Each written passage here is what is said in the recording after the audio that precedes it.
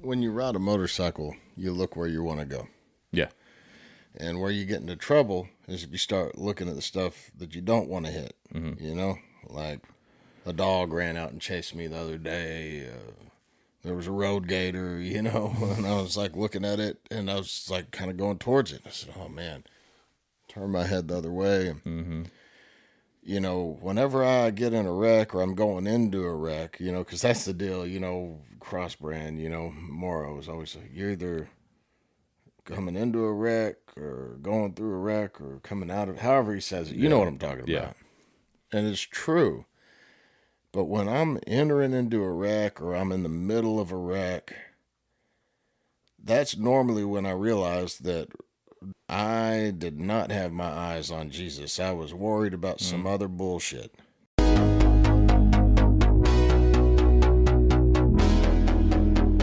Welcome to another episode of Two Dudes, One God Pod.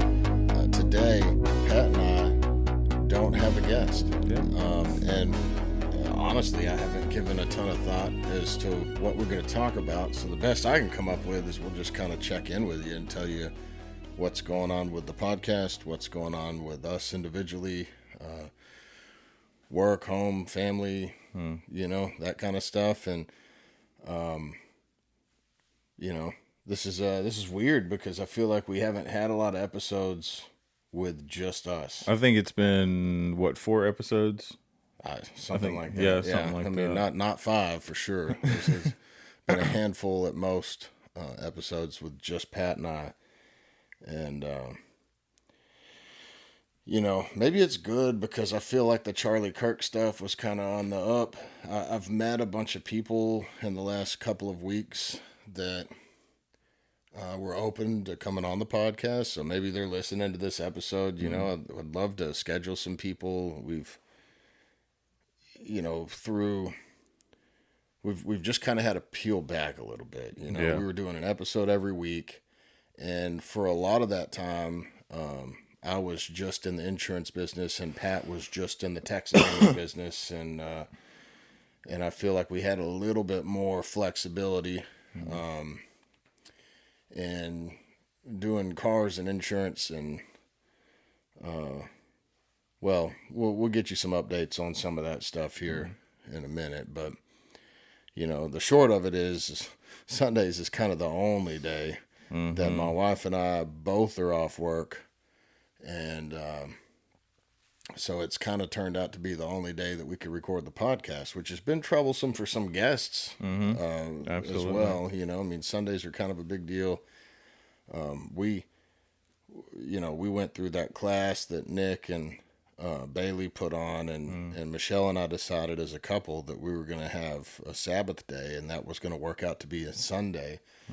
And where we weren't going to do any work, and we were just going to enjoy each other's company and reflect. And we got a couple of Sundays out of that before things changed. But so since mid-July, I've been selling cars, and I've had a couple of insurance things kind of come and go. Nothing really fruitful there.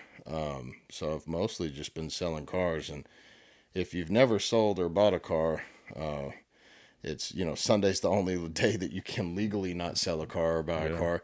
And so I've pretty well worked 6 days a week since July 14th, with 2 or 3 exceptions of a partial day off. Today being the first day, I think, that I was technically off, and I did not go in. So, not complaining though. It's been good. It's been a little soft here in October. I think we've got the Rose Parade stuff coming on this weekend. Oh yeah, that is happening. Do y'all do a big float in the parade, or? I don't know anything about that. You know, I don't know. Maybe I know the Masonic Lodge is doing a float this year, but you know, I'll be at work, so Yeah. I'm trying to think of. You know, we're in full swing. Jiu-jitsu competition coming up this weekend.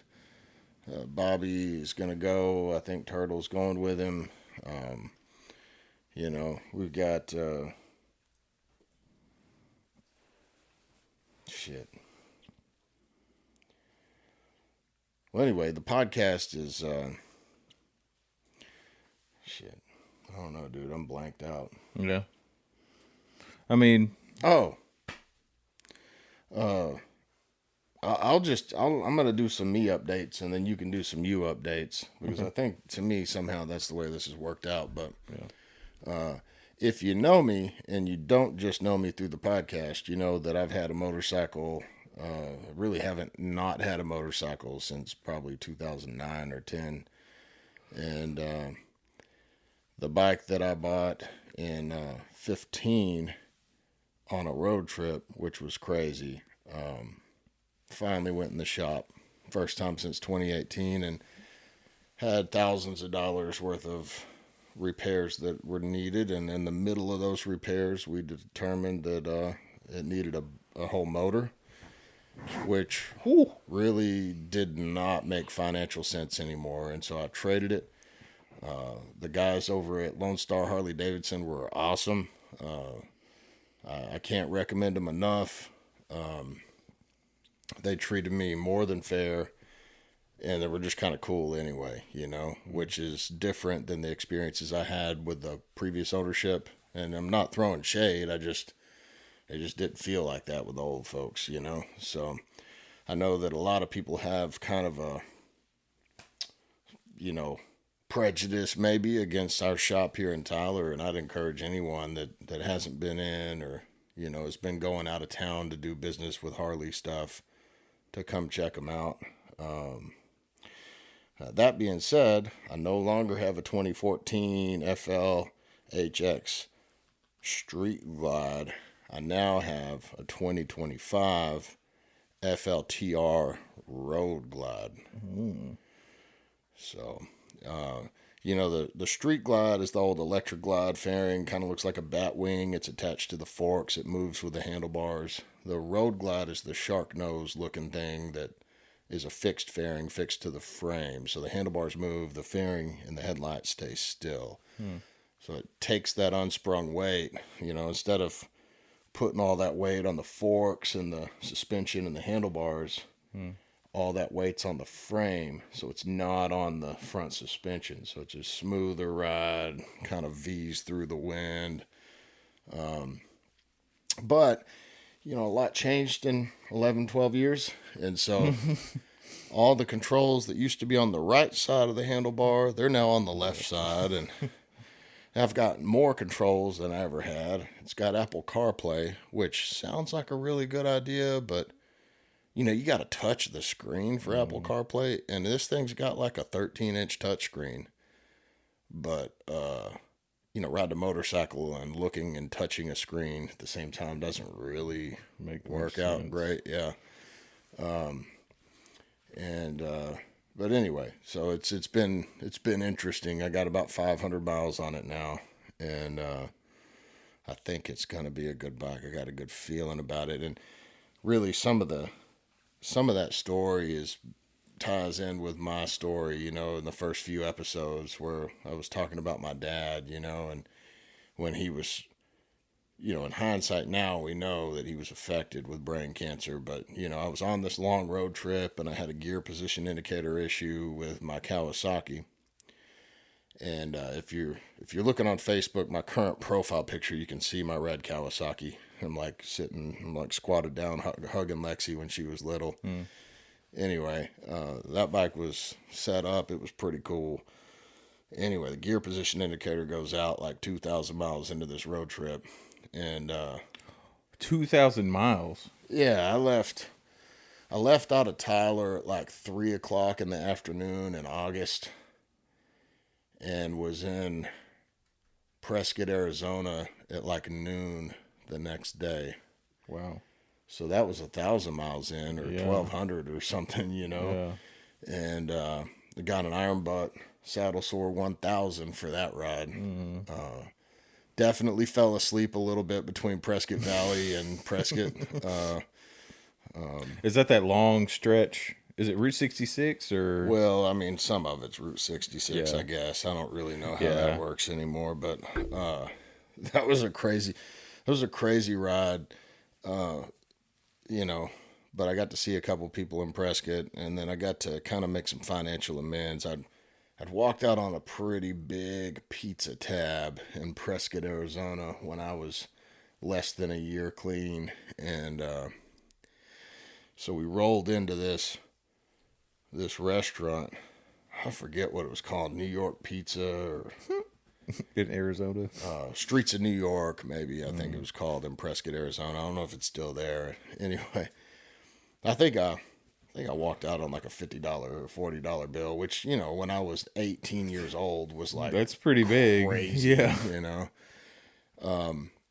And back in 2015, you know, so that was 2003 when I lived in Prescott. So in 2015, I decided, you know, on this road trip, I was like, well, we can go through Prescott.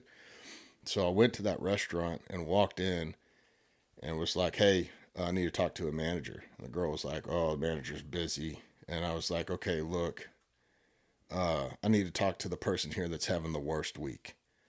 And she's like, it's me.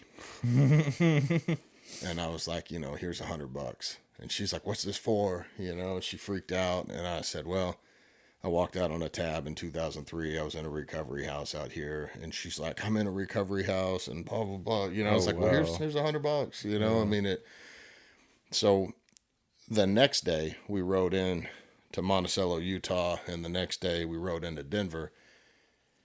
And my gear position indicator had been going out since Prescott. And, which, you know, it's not a big deal, but like when you pull up to a light and you look down and it says you're in first gear and you start to go and you stall the bike and you're super tired, you've been riding for 20 hours without sleep, and now it says you're in third gear, it kind of pisses you off a little bit. Yeah. So I got rid of the Kawasaki and I bought this Street Glide that I'd had. And my dad, I called him. I said, hey, I'm thinking about trading for this Street Glide. They're giving me a good trade value on my Kawasaki, and they're selling for a good price. And he was like, you're finally going to get a real bike. And I said, yeah. And he said, well, okay, good. He said, I'm going to cash a CD and give you $15,000 so that you can buy this Harley. Oh, wow. And so I told the guy at the dealership, hey man, I'm going to do 15 grand down. He's like, perfect, you know? And so the next day I went in to sign paperwork, and the guy's like, hey, how are you doing this 15 grand? I was like, let me call my dad. So I called dad, and he's like, I talked to your mom, and this is crazy. I can't give you $15,000. And I was like, what? It's your idea. I'm like, right? Dude, you offered, and I'm buying this bike. And he was like, oh, I'll call you back. And so he called me back, and he goes, hey, I'm going to give you $5 grand. And I said, okay. Now, hindsight, I didn't know that he was already suffering some effects of brain cancer. But he, nevertheless, he ran a card over the phone with Avalanche Harley Davidson for $5,000, and I bought that Street Glide, and you know, rode up and down Pikes Peak the next day on a brand new Harley, which was crazy, and put almost 75,000 miles on that bike. And it's, you know, dad, you know, died of cancer January, right after he did that. And so I've always kind of thought I'll never get rid of this bike. And it was a real problem for me, like emotionally, psychologically, kind of facing the facts that this bike wasn't going to be fixable. I know dad would have hated that I spent 15 grand to fix a bike that would have been worth $9.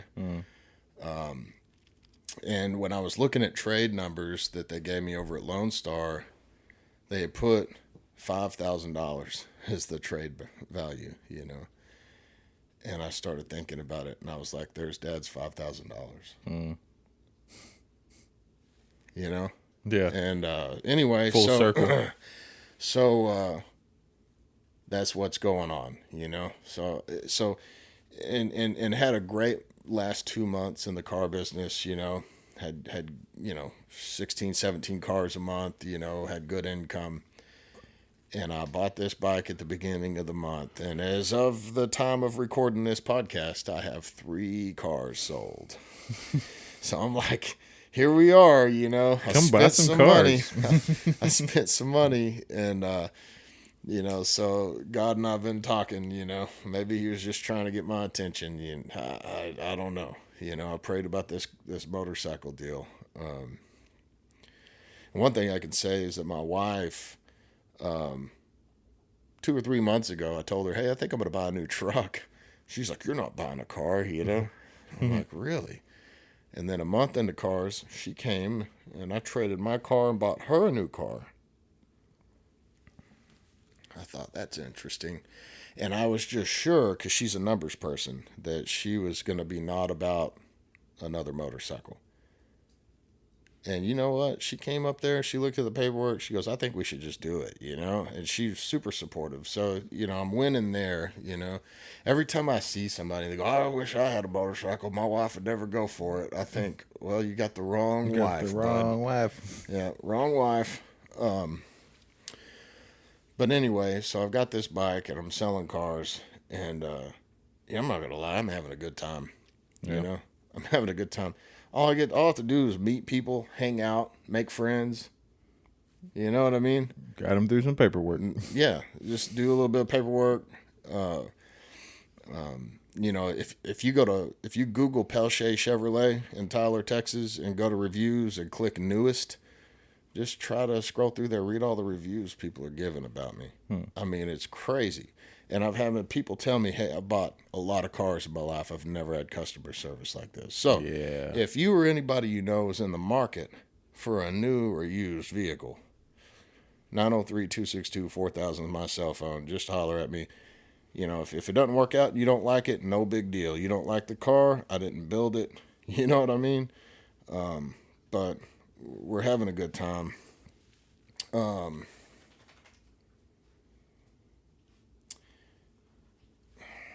What was I going to say? I'm going to have to edit the fuck out of this.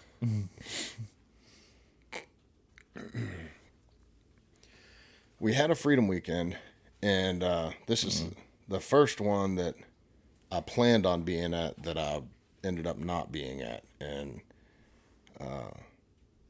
I don't know if that's worse than actually going through a Freedom Week before you do go to Freedom Weekend, you know, because Right. you know, a lot of times I feel like the devil kinds of attacks you. I really wanted to be there for this thing, and I wasn't this time. So, but you were there, right? Yeah. Yeah. But- it was really, really It good. was good. Well, that's good. You know, it's like I wish you'd say, "Oh, it sucked," and you weren't there, and you know. Yeah. What I mean? But that's not what you're saying. No, everybody's like, "Oh, it was really good." I'm Yeah. like, "Well, you're not helping me feel better about not being there." Yeah, it's you know, it's crazy because you know we put so much planning into the Freedom Weekends and everything, and we had like 8 people drop out like last minute, and we had 7 people fill in those spots last minute. I think even one of my guys dropped out. Actually, no, there's no I think to it. It was definitely one of my guys dropped out on it.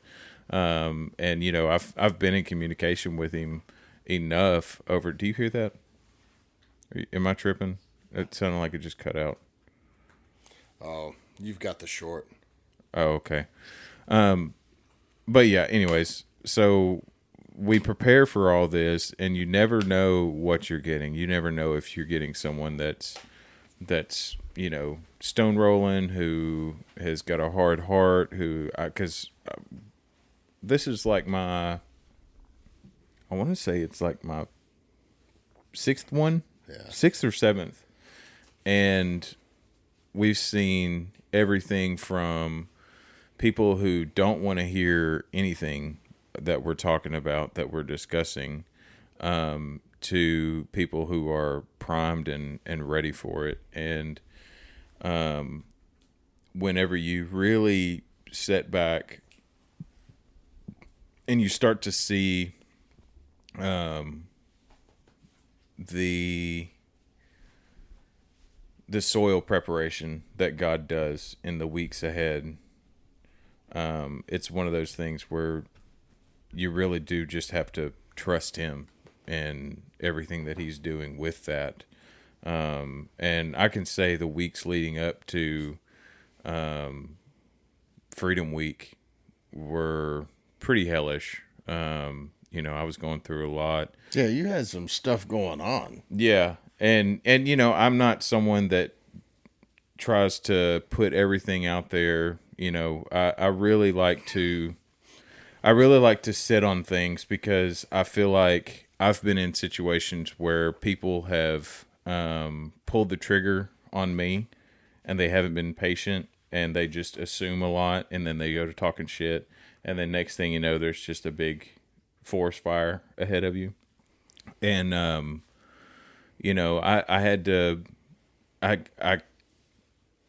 I had to step away from the work situation that I was in. I came into working back in Tyler 3 years ago. What's today? October 14th. Okay. I actually started working back in Tyler October 13th, 3 years ago. And I got off the road because like I'd lost my dad. I was ready to come home. I was ready to get off the road. I was sick of the jumbling everything that I was doing.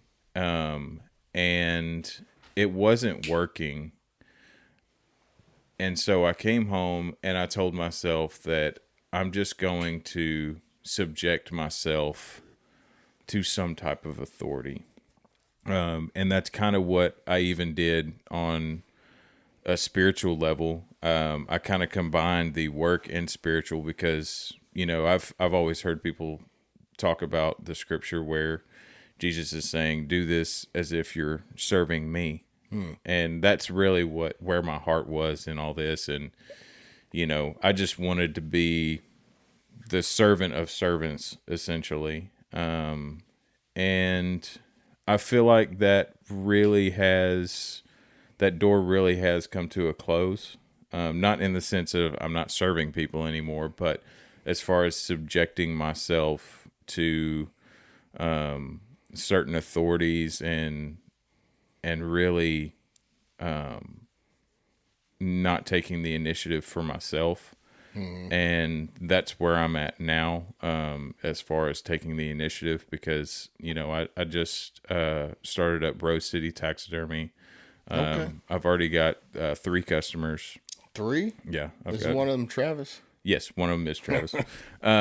He was actually one of my very first ones, like last deer season, but, we made it work. We made it happen. But I just felt like I was kind of pushed out of the situation that I was in, and I just went into a lot of prayer as I was getting pushed out and really trying to prevent depression because I've heard people say, depression's just a demon, blah blah blah blah blah, but also depression is your observance of your circumstances.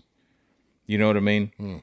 Like it's someone there's some people whenever they describe their life to you, you're like, oh man, you've got every right to be depressed. You know what I mean? I remember my dad, he went into a doctor's appointment and the doctor was like, do you want to get on some antidepressants?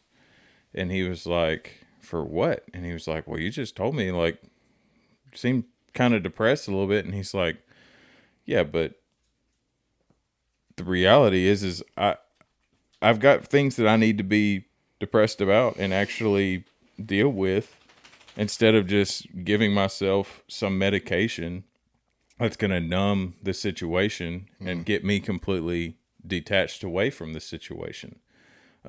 So I've leaned on that, and I have the understanding that sometimes if I'm depressed, it's not necessarily an oppression. Like obviously the enemy laughs whenever I act on the depression, whenever I'm lashing out, acting like a weak man. The enemy capitalizes on that kind of stuff. But at the same time, I want to figure out how to get myself out of the situation that I'm in and trust the providence of God. Because I do believe that everything that's been happening, I'm a firm believer that God protects us from conversations that we weren't even around for. And sometimes there's people that have discussions about business, about life, about whatever behind closed doors for a reason. And I'm of the strongest belief that God really does protect us in ways that we may not necessarily like, because we've got this plan, we've got this idea, we've got a 5-year plan to keep moving forward, and then boom, you make that plan, and God laughs a little bit because that's not His plan. And That's a good point. That's a good point. yeah, because I know whenever Nick, we had Nick Swinford on the show and everything. Whenever I heard him pray one day, I don't remember what he was praying about, but the end of it, he says, "We love you and we trust you." That really impacted me, of being able to look at my circumstances and say, okay, God, I don't know what is going on. I don't know what you're doing. I know who you are, and I trust you in all of the things. And that really has been a reality in my life for years. Just because, I don't know, I guess I'm the guy that has always made bad decisions, wrong decisions, trusted the wrong people, and I wear that, I own that.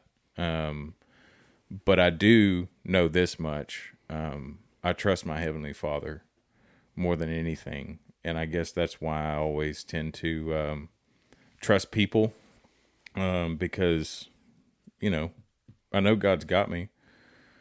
Sometimes the people hurt a lot more than what God intended, but I'm always going to trust Him. So yeah, like I started Rose City Taxidermy. I've got a couple of clients. I've got some people that have already reached out, asking me about prices and everything like that. So if you're a hunter this year, or if you're just somebody that has a cow that wants to get taxidermied, let me know. Whatever, I don't do pets or anything like that, but as far as the sport and the game and Texas traditions, I'm all over that. So if you need that done, just give me a holler. I'll be posting price sheets here very soon on the webpage. Prices are going up. Actually, we already went up. So I try and keep with the industry standard. There's a lot of bigger taxidermy companies that do quality work, and the reason why I consider myself to be up there with them is because I'm not using ancient methods. I'm not using methods from 40 years ago. You know what I mean? Like our forms are state of the art. They're all designed. They are measured, and everything goes according to the measurements of the skin that you bring to us. So it's never going to be like you've got this great big deer that I'm just slapping it onto some little bitty thing. Like, there's a lot that's involved with it all. As far as your measurements, as far as your tanning, as far as even your form modifications. You may have a goofy deer that looks great, but your form doesn't exactly 100% line up. So that's where I come in, and I make form modifications using foams, using clays, using epoxies and bondos and all kinds of stuff, and ear liners. And I think it's very important to hold to that, and not use out of dated methods. So I'm doing that, and I've got a couple of other things as far as work goes in the pipeline. Really just trying to pray on that, trusting God and what He's going to do. I know He always shows up and shows out. And I don't know why we're surprised. That's one thing I've never quite understood. You know, you're going through this season of difficult times of some would call trial and tribulation. And then when you get to the other side of the trials and tribulations, we're like, wow, I can't believe God did that. But like, we're His children, right? Well, when you ride a motorcycle, you look where you want to go. Yeah. And where you get into trouble is if you start looking at the stuff that you don't want to hit. Mm-hmm. You know, like a dog ran out and chased me the other day. There was a road gator, you know, and I was like looking at it and I was like kind of going towards it. I said, oh man, turn my head the other way. Mm-hmm. You know, whenever I get in a wreck or I'm going into a wreck, you know, because that's the deal, you know, cross brand, you know, Morrow is always like, you're either coming into a wreck or going through a wreck or coming out of, however he says it. You know what I'm talking about. Yeah. And it's true. But when I'm entering into a wreck or I'm in the middle of a wreck, that's normally when I realize that directly precipitating this wreck, I did not have my eyes on Jesus. I was worried about some other bullshit. Yeah. You know? And so you got to look where you want to go, you know? Yeah. Which, you know, and for me, I have kind of I have a high physical pain tolerance. I have a very low mental, emotional pain tolerance, you know? And so when things are going on that are bothering my heart, it's quick for me to start focusing on those things because I want to fix it. I want to solve the problem, and I've got to remember that it's not my job to fix it. Right. Right? God didn't say, go and fix problems. Yeah. He said, go and make disciples. Yeah. So what's interesting is we had a GX 550 Lexus on the lot, and it's been with us for 45 days or something, you know, and I mean, it's an expensive car. Yeah. And the woman that came in and bought it, she came in and bought for me. I showed it to her. My wife has a GX 460. She has a GX 460. You know, she's wanting this 550. She's been watching them. We start talking. She's a medical doctor. We start talking about, you know, faith. And, you know, she's like, I went to seminary. And I'm like, we've got to have you on the show. Yeah, you know? definitely. And so I'm not going to drop any names, but I'm going to be in contact with her, and hopefully we can get her on. And you know, we talked about, you know, Jesus, you know, and what's interesting is because I'm having this slow start to the month, and here I am working with this lady, and we're not even talking about the car she's buying. We're talking about Jesus, you know? Yeah. And then the next day, I'm at Burger King, and this lady's like, I want to pray with you, you know? I'm like, what? Okay, cool, you know? Yeah. And so, you know, I think it's human to get distracted. And I think it's the older I get, the more experience I have. I hate to say the wiser I get, but, you know, I think it's probably appropriate. I stray shorter periods of time. I spend less amount of time worrying about outcomes. Yeah. And I spend a little bit more time, or I'm quicker to come back to like, okay, God, what do you want? Yeah. You know, Where am I at right now?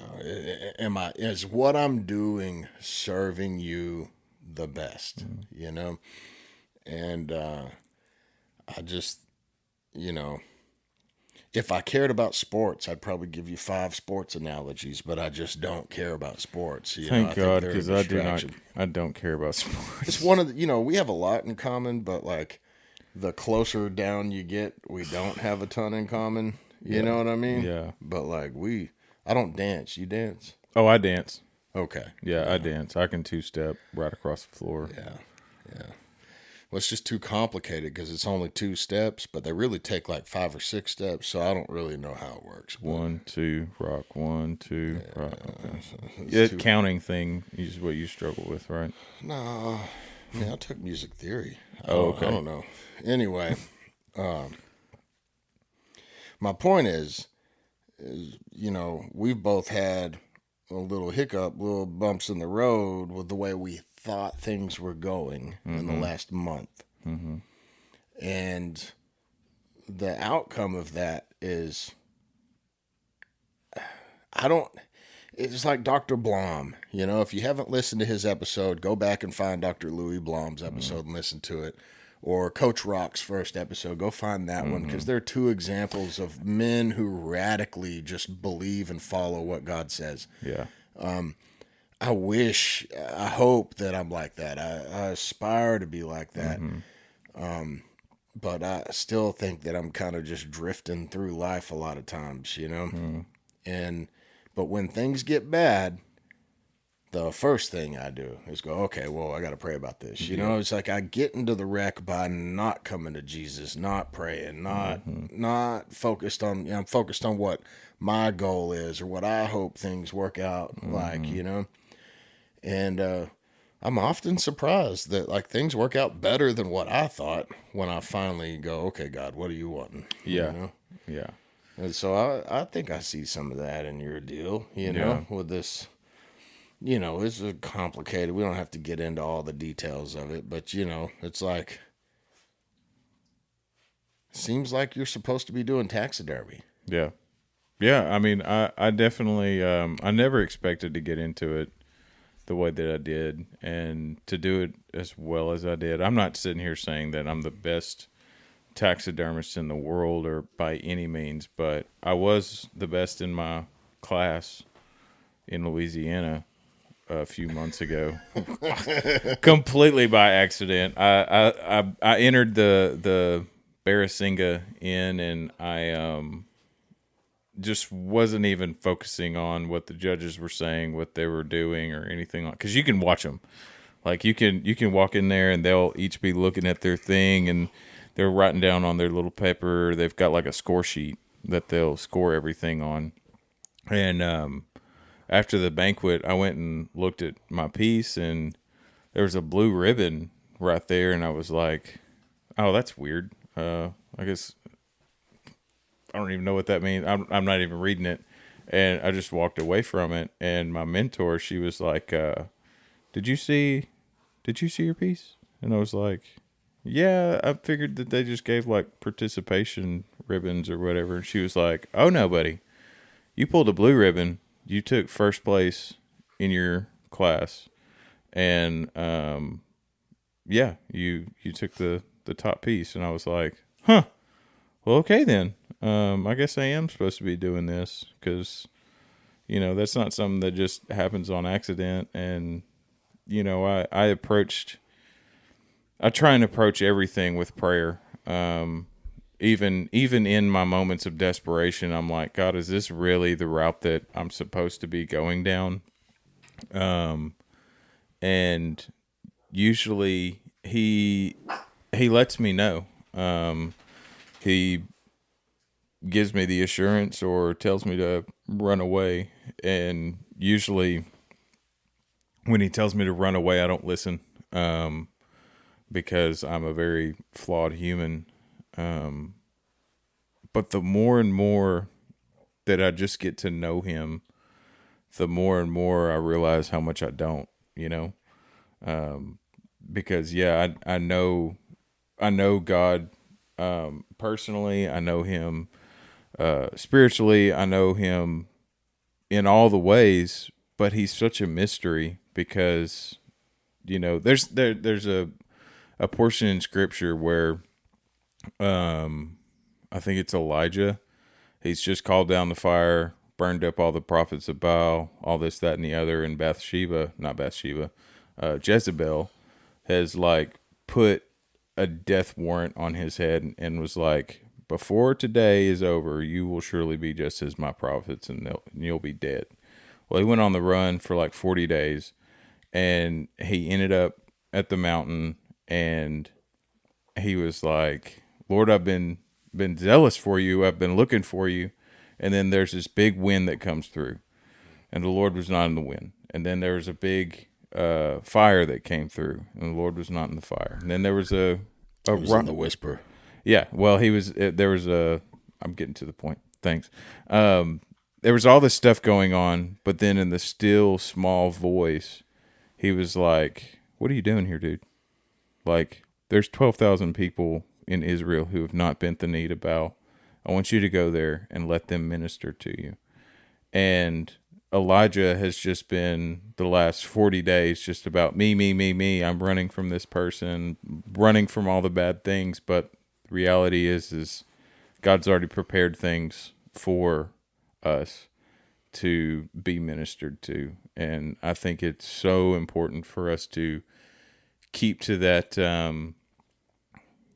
grounding that he gives us, because he does give us a foundation that we can turn back to, and that we can call upon his name for anything. And I will always trust that. So that's kind of my 2 cents on the whole life situation right now. Is I don't always know what the heck's going on, but man, I know who he is, and I'll always trust him because he's just been so good over and over and over. And I can't begin to tell all the times I've seen his goodness show up in random situations that I never expected him to do it.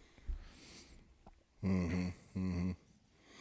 And fall's in full swing. Yes. Hunting season's around the corner for a lot of people. I guess you can kill ducks right now. I don't know. It was dove, and now I don't know what's going on with that. Well, dove season's still in. Duck season's coming up. Deer season started for bow season, the end of September. Mm-hmm. And then we got gun season, which I'll mention. It's been really hot. They haven't been walking. It's just been so. Then we had the same thing last year during bow season. It was just so hot. Deer aren't moving. They're not getting into the rut. But come November, I'm sure we get a few rainy days and cold spells set in. That's another thing I'm ready for, some freaking rain. We got more rain in August than we did September, which is pretty weird, pretty unusual. Mm-hmm. So, well, if you've been listening, look for an episode at least twice a month. And maybe we'll get back up a little more. Maybe we'll build some episodes back up and be able to do once a week. But I think probably twice a month is a kind of a sweet spot for us. Yeah. And just to talk on that, I think we did a really good job to be recording once a week, even whenever we didn't want to do it. You know what I mean? Like, there were plenty of times, even today, we were like, what the heck are we going to talk about? And I'm like, dude, do you even want to freaking record? Are you going to be awake? I was starting to snore in there, waiting on the phone to charge. Yeah, but I want to commend you for keeping me motivated to doing that once a week, because I wanted to commit to that. Mm-hmm. And it wasn't even just like for myself or even to you. Mm-hmm. I wanted to do that for God, because I felt like he was calling us to do that. And I wouldn't have been able to commit to any of this stuff week in, week out, if it wasn't for you being like, hey, you're going to be here on this day. You know what I mean? So I appreciate that from you. It was a lot easier when I was working from home, and I had time to edit, and I had time to schedule people, and I knew that I was going to be available, and right. And so I know we've got people that look forward to the next episode. Thank you for reaching out. Thanks for the feedback. But we're gonna. I think we've got some people we need to get lined up. We need to get scheduled. We've got some strong episodes coming. Mm-hmm. So we're not quitting. We're still doing it. Mm-hmm. It's just gonna come out a couple episodes a month instead of every week. That is, unless somebody wants to, Edit for us. throw, volunteer tons of money or tons of time, in which, I don't know how we get more of that. yeah, yeah, I'm not complaining. This podcast has been a cool deal to do and witness and be a part of, and we've said before, but like this is my personal ministry. This is what I've got, and I think it's important that even on a day like today, where we really didn't know what we were going to talk about, and I didn't feel like we had a lot of message prepared. You don't have to have all your ducks in a row to come to God. Yeah. And, so this is my obedience. Yeah. We record this, I'll edit it, we'll put it out. We'll probably be back next week with a guest. We've got some neat ones coming up, and I don't want to spoil anything, but we've got, y'all are gonna like these next couple that we got probably. Okay, so hey, we love y'all. Stay safe. Bring your taxidermy stuff to my guy over at Rose City. Go buy the cars from this dude over here. If you need a truck or a car or an SUV, holler at me, and we'll catch y'all in a couple weeks. Okay. Thank y'all very much.